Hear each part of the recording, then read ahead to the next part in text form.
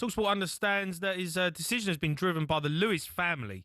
So I'm sure we're going to hear more and more over the coming weeks of what the future looks like. But I think this is positive for Tottenham. I think this is them saying, right, enough's enough. We've got the foundations. The foundations are in place. Well done to Dnaiel Levy for helping us get that. But we want to win trophies, and we want to be part of the big boys properly every season. Let's go to Paul. He's a Spurs fan. Paul. Are you okay, mate? You all right? All right, Paul. How are you? How are you feeling? I'm kind of sad, really, because before I start, I must admit, right, I used to be a Dnaiel Levy fan out, but now I think he should have stayed, because every club needs Dnaiel Levy, because football itself today is a multi-billion-dollar industry.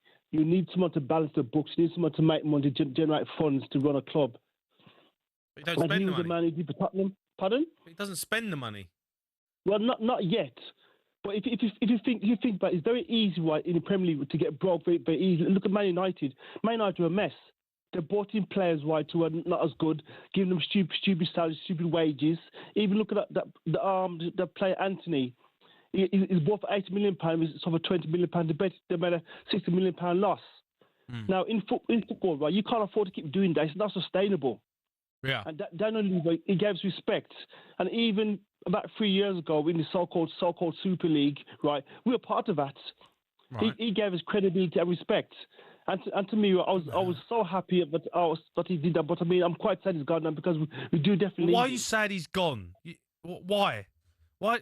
Well, because why, Paul? It's not your money. You don't care how he spends it and how he saves it.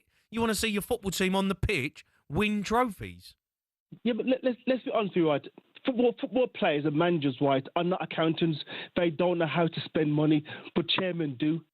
Dnaiel Levy, right, he's probably say a glorified accountant, but he knows how to create wealth. He knows how to make money. Look at our stadium. Look what he's done. He's brought in people like Beyoncé, the Formula One, to make some money for the future. Did you just say he's brought in people like Beyoncé? She's good, mate. You went there, by the way. You went to the concert, Jay. Jay, was she good? Did you just say that? Seriously? Yeah, I did say that. But like I said, right, like football nowadays. Like, what are you on about? You have to make money. You have to create money. In Spurs have got money. Yeah, we have got money now, but I mean, look at us 20 years ago. Talk about like self-sustainable. The teams that are at top of the tables, pretty much all of them, they spend their money.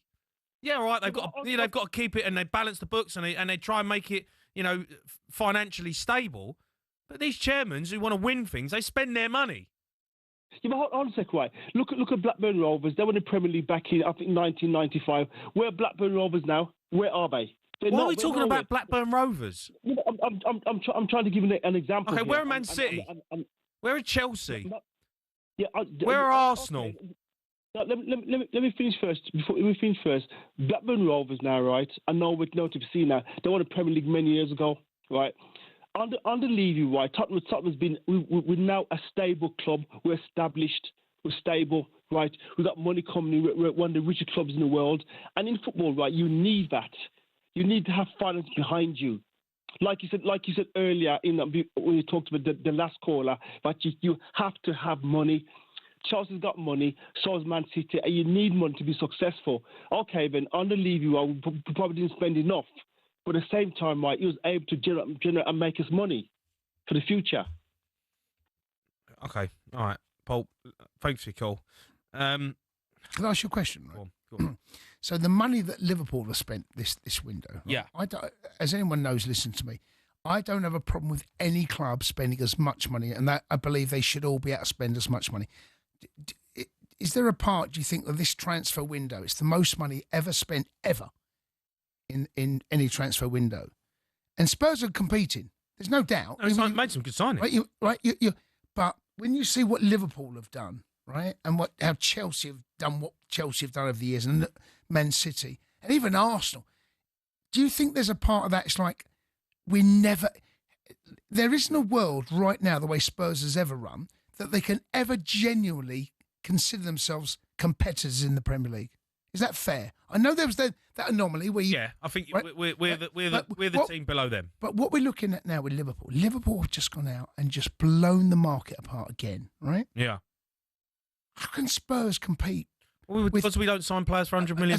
That's what I mean. And won't pay them 300 grand a week. So is there a world that you can see? Is there a world that you can see when someone like, let's say Isak, let's say there's an Isak in the Premier League in 5 years' time. Is there a world that you can see, in, let's say 3 years' time, that Spurs can compete for that signature? Yes. I think that's where the Lewis family want to take the football club. I don't think Dnaiel Levy's ever wanted to spend that sort of money. I think the biggest signing we made was Kudus, Richarlison, 65 million, Ndombele. Solanke. I think Solanke's the highest signing we've ever made. Right. Do you know what I mean? But we sold Harry Kane. It's for less than 100 double million. what Liverpool just signed. We need to be the club that would go. I'm not saying go crazy and be ridiculous and spend be a club that says right. I want him, and we're going to pay for him. Like what you did with Casado. Like what Liverpool have done with Isak. When you want a player, you go and get it, and you make it happen. I think Tottenham have got the money to do it, and they've got the foundations now, thanks to Dnaiel Levy, to do that. But I think we're in a position now where we need to go and be like, right, do we really want to go and win the Premier League? It's all right saying it, but you ain't going to win it with Ben Davies still in the squad. You ain't going to win it when you're only spending certain amounts and getting players on loan. Do you want to go and win the Premier League? And if you do, right, who's going to be that person to take us forward? Who's going to be the guy that says, right, I'm going to spend £100 million, I'm going to get him that we want? That's why I think Dnaiel Levy now is gone, because I don't think he's ever been the guy that does want to do that. Let's go to GJ. He's a Spurs fan. GJ. All right, GJ. How you doing, boys? You all right? I'm all right, mate. All right, bud. You happy? Yeah. Jamie, ding dong, the traitor's gone. I wouldn't say he's a traitor. I think. GJ, a bit harsh, that, mate. Honestly, you lot. Honestly, GJ. Do you know what? Right? Have you read Piers Morgan's tweet tonight? Right. No. That sums up how Arsenal fans think about this. They're gutted that Dnaiel Levy's stepping down, and that tells it all, lads. That does. Why? Let me ask you this, right? Why? Imagine if I took over, right? Well, you're definitely a traitor. No, but the point I'm making is sometimes it is like Dnaiel Levy has run this football club, right? We've seen Manchester United, the biggest club in the world, one of the, right? They're stumbling at the minute, right? It's hard. Spending money is not always easy. Just because you've got, it feels like an unlimited amount. Signings don't always work out. Dnaiel Levy, whatever you think of Dnaiel Levy, right? Even as a Chelsea fan, right? He kept you in and amongst it. You were never going to win the biggest of the biggest.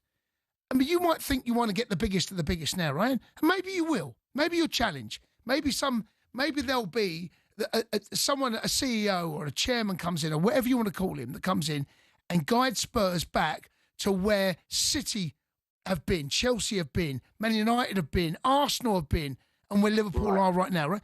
But there's no guarantees. No, honestly. Of course not. No, of course not, right? But what I'm saying is, Dnaiel Levy, right? Let's not dress this up. Dnaiel Levy has done nothing for Tottenham Hotspur Football Club. He has done everything for himself. Wow. What about? Wow. DJ, what are you on about, mate? No, seriously, come on, mate. You come on here, you're chatting absolute waffle. No. Wow. Jamie. He's only done it for himself, is he? No. Just hold on a minute. Go on. Jamie, don't have a pop at me, mate, because I agree with everything you've been saying tonight. But you've been bang on the money. I know, but you're chatting garbage now, though. What are you on about? Because Dnaiel Levy is now worth £500 million, my friend. £500 million. Do you know how much he was worth at the start, 25 years ago? He was worth, he was worth nothing compared to that. He's become mega rich because of Tottenham Hotspur Football Club. You know that. I don't need you to tell you that. Come on, you know better than that. And Jason, stop talking about Spurs Stadium. Oh yeah, Beyoncé, this and that, blah blah blah. By the way, don't knock Beyonce. It's not her fault. Don't start her proper Beyonce, GJ. Right? It's not her fault. Look. I'm a Mariah Carey fan anyway, right? Beyonce's nothing. But listen, your stadium's rubbish. But you've got 2 European trophies in it. Champions League, get it right, GJ. Come on, matey. Don't show the Club World Champions some respect. Listen, GJ, thanks for your call. You can't just say European trophy. Here's what I want to just throw in there now. Go on. When Dnaiel Levy took over, Spurs were 12th. 12th. Okay. Right? You've now become We finished European 17th Cup last win. season. Say it? We finished 17th. European. Yeah, no, but, yeah. But he's won European. Yeah, okay, but, you say, oh, yeah, we finished 12th. Right. No. That's where we were at the time, but that doesn't tell the story, does it? Spurs were a big football club when he come in. We weren't a 12th table football club. We was having a bad time, but, he wasn't a manager. We finished 17th last season. Base is still rubbish. The Sports Bar with Jamie O'Hara and Jason Cundy. Monday to Thursday nights from 10 on AM, on DAB, via the talkSPORT app and on your smart speaker. talkSPORT.